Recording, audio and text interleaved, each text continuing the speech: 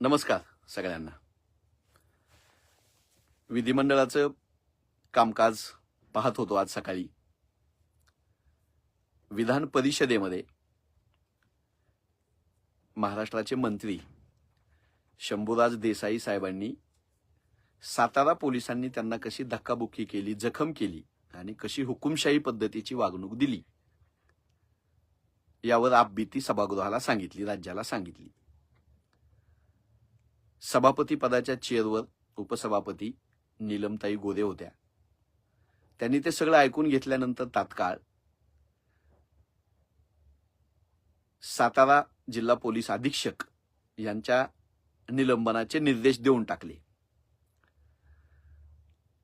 विधानसभेमध्ये शंभूराज देसाई साहेब असतील, मकरंदाबा पाटील साहेब असतील, या मंडळींनीही साताऱ्यामध्ये कशी पोलिसांनी आरेरावी केली, हुकुमशाही केली, 2 सदस्यांना मतदानापासून जाण्यापासून कसं रोखलं, त्यांच्यावर गुन्हा दाखल करून मतदानाला जाताना मतदान प्रक्रिया ज्या सभागृहात सुरू आहे त्याच्या उंबऱ्यामधून कसं त्यांना अटक केलं, ओढून नेलं, याची आपबीती सांगितली.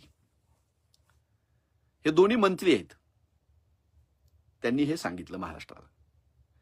त्याच्यानंतर विधानसभेमध्ये महाराष्ट्राचे उपमुख्यमंत्री एकनाथ शिंदे साहेबांनी त्या दिवशी त्यांनी काय काय प्रयत्न केले हे पण महाराष्ट्राला सभागृहाला सांगितलं. एकनाथ शिंदे साहेबांनी सांगितलं की सातारा पोलीस अधीक्षकांना त्यांनी स्वतः फोन केला म्हणे आणि सांगितलं की तुम्ही त्या 2 सदस्यांना अटक करू नका, त्यांच्यावर गुन्हा दाखल झालेला असेल तर तुमची जी काही प्रोसेस आहे ती त्यांचं मतदान झाल्यानंतर तुम्ही पूर्ण करा.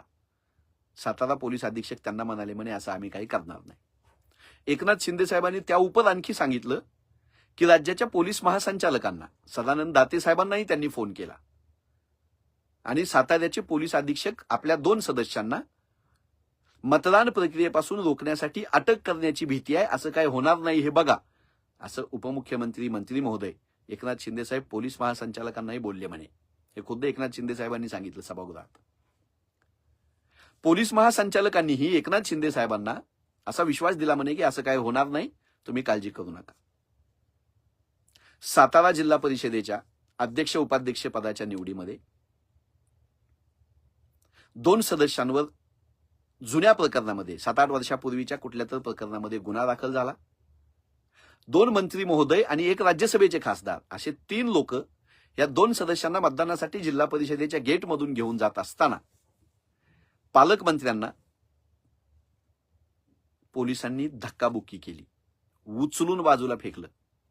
दोन्ही हात त्यांचे अजून दुखतायत, त्यांना उपचार घ्यावे लागले, त्यांच्या हाताला जबर जखम झाली. डायबिटीजचे पेशंट असलेले शंभूराज देसाई साहेब केविलवाणे अवस्थेमध्ये त्या दिवशी बघायला दिसले, आज सभागृहातही बघायला दिसले.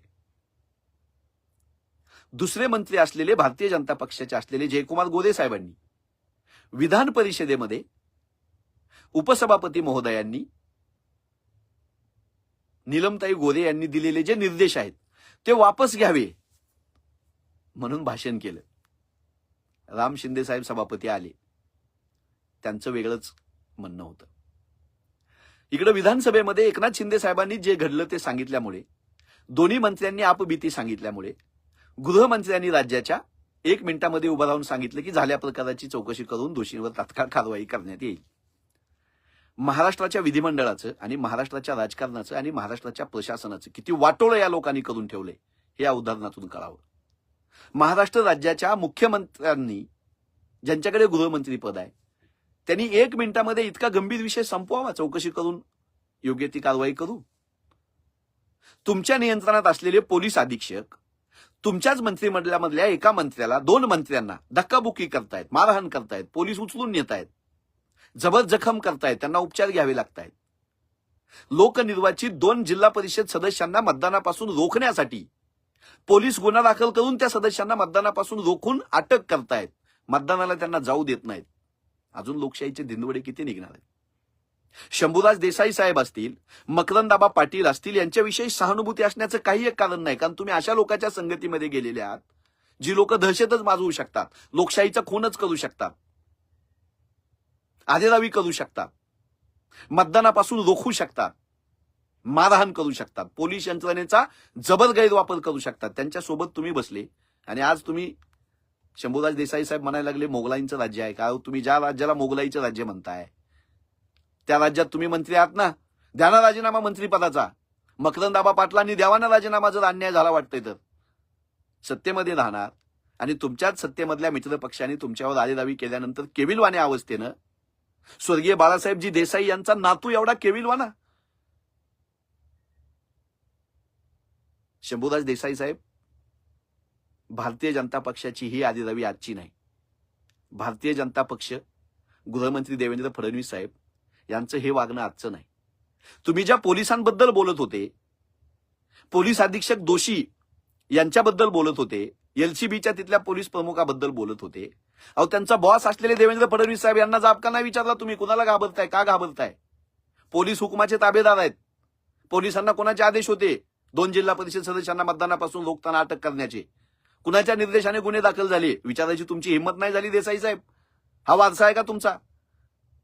तुम्ही ज्येष्ठ मंत्री आहात, 40 वर्ष राजकारणात आहात. मकरंदाबा पाटील असतील, ही सगळी मंडळी ही मजबूत असा राजकीय वारसा असलेली मंडळी आहेत.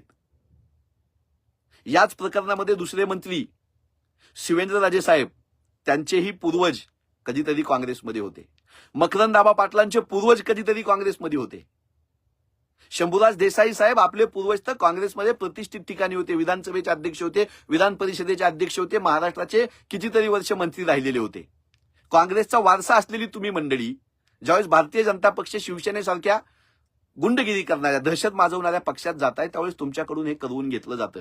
शिवेंद्रराजे भोसले साहेबांना हे शोभत नाही, शंभूराज देसाईंना हे शोभत नाही, मकरंदाबा पाटलांना हे शोभत नाही. तुम्ही गच बसून अन्याय सहन केला. तुम्ही भारतीय जनता पक्षाची, देवेंद्र फडणवीस साहेबांची, पोलिसांची दंडेली सहन केली आणि तुम्ही असहाय्यपणे विधिमंडळामध्ये भाषणं देत आहात. तुमच्यातली जिगर, तुमच्यातला लढाऊ बाणा, तुमच्यातला संघर्ष भारतीय जनता पक्षानं असा मोडून काढलाय. एकनाथ शिंदे साहेबांनी फडणवीस साहेबांना जाब विचारावा ना, माझ्या सहकारी मंत्र्याला मारहाण झाली. कोण सुरक्षित आहे एकनाथ शिंदे साहेब तुमच्या राज्यामध्ये? तुमच्या मंत्र्यांना मारहाण होते पोलिसांकडून. तुमच्या जिल्हा परिषद सदस्यांना मतदानाला जाण्यापासून रोखण्यात येतं. विरोधी पक्षाच्या लोकांची काय अवस्था करत असेल तुमचं सरकार, तुमचे गृहमंत्री? तुम्ही ज्यांच्या मांडीला मांडी लावून बसून हिंदुत्वासाठी गेले म्हणले ना, ते हे हिंदुत्व होतं, हे सुशासन होतं तुमचं? करावा तेवढा धिक्कार. महाराष्ट्र पोलिसांचा, गृह खात्याचा कमी आहे. शंभूराज देसाईंविषयी, मकरंदाबा पाटलांविषयी आम्हाला सहानुभूती असण्याचं कारण नाही, पण या महाराष्ट्राचं कल्चर, राजकीय कल्चर, राजकीय संस्कृती किती अधपतन झालेली आहे याचा याच्यापेक्षा मोठा पुरावा काय असायला पाहिजे? महाराष्ट्र नासवू नका, महाराष्ट्राचं राजकारण संपवू नका, लोकशाहीला नख लावू नका. काँग्रेस पक्षाच्या वतीनं साताऱ्यामध्ये जे झालं, पोलीस यंत्रणेचा गैरवापर, 2 सदस्याला मतदानापासून रोखणं, याचा मी धिक्कार करतो.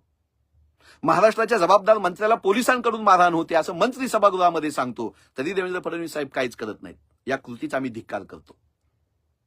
आपले पक्षीय भेदाभेद, आपले पक्षीय मतभेद, राजकीय लढाया चालू राहतील, होत आलेले आहेत, पण याचा अर्थ पोलीस यंत्रणेचा इतका वाईट गैरवापर आणि पोलीस यंत्रणेचं इतकं अधपतन याबद्दल कधी झालेलं आम्ही पाहिलं नाही.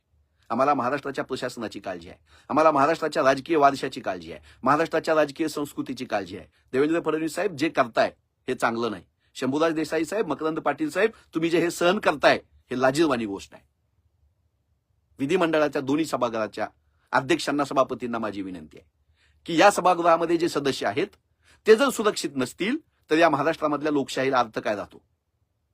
त्यामुळे सभापती महोदय असतील, विधानसभेचे अध्यक्ष असतील, यांनी तात्काळ या झाल्या प्रकाराची गंभीर दखल घेऊन या खात्याच्या मंत्र्यापासून पोलिसांपर्यंत जे कोण दोषी असतील त्यांना कठोरातलं कठोर शासन होईल आणि सभागृहामधल्या सदस्यांची डिग्निटी, त्यांची सुरक्षा याची हमी राहील याची तजवीज करावी.